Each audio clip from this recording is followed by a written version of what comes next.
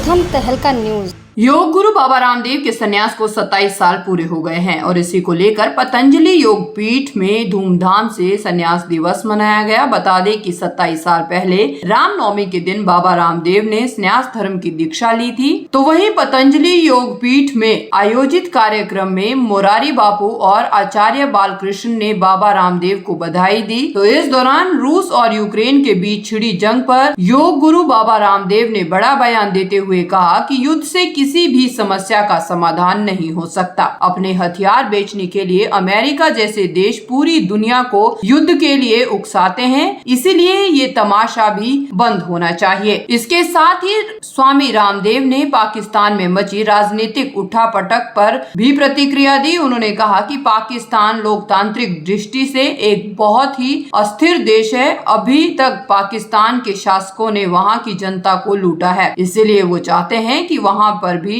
जल्द शांति कायम हो। पूज्य मोरारी बापू ने आकर के यहाँ भगवान राम का जो चरित्र है उसको गाते गाते राम का नाम भी जपें और राम का नाम भी करें, ये संदेश दिया। और आज मैं 27 वर्ष का सन्यासी हो चुका हूँ, 28 वर्ष में प्रवेश कर रहा हूँ, तो मैं 28 वर्ष का युवा सन्यासी हूँ। और सन्यासी का एक ही धर्म है, योग धर्म से राष्ट्र धर्म, सेवा धर्म और युग धर्म का निर्वहन करते हुए इस राष्ट्र को स्वास्थ्य भी देना, इस राष्ट्र को समृद्धि और संस्कार भी देना। इसलिए संस्कृति मूलक समृद्धि के नए सोपान जब पतंजलि योग पीठ चढ़ रहा है, आज शाम को हम एक मीटिंग करने वाले हैं जिसमें अब स्वास्थ्य से लेकर के माने हेल्थ से लेकर के वेल्थ भी लाखों करोड़ों लोगों तक पहुंचे, इसके लिए अब लिस्टिंग की प्रक्रिया में रुचि सोया लिमिटेड जो कंपनी है वो लिस्टेड कंपनी है, जिसके मार्केट में शेयर आप आए देखा लिस्टिंग हुई 650 पर। लिस्टिंग माने जिसको प्राइस बैंड अनाउंसमेंट हुआ 650 रुपये और लिस्टिंग के दिन 939 का एक उड़ान। और लोगों का विश्वास ये बताता है कि भी यात्रा बहुत लंबी होगी। और जब आज शाम को हमारी मीटिंग पूरी हो जाएगी और पूरा फूड बिजनेस जब रुचि सोया में सम्मिलित हो जाएगा, और हम आपको कल एक बड़ी ब्रेकिंग न्यूज़ देंगे कि अब रुचि सोया का नाम भी हम रूपांतरण करने वाले हैं और उस रूपांतरण से पूरा कायाकल्प होगा और एक नया संकल्प का उद्घोष शंखनाद होगा।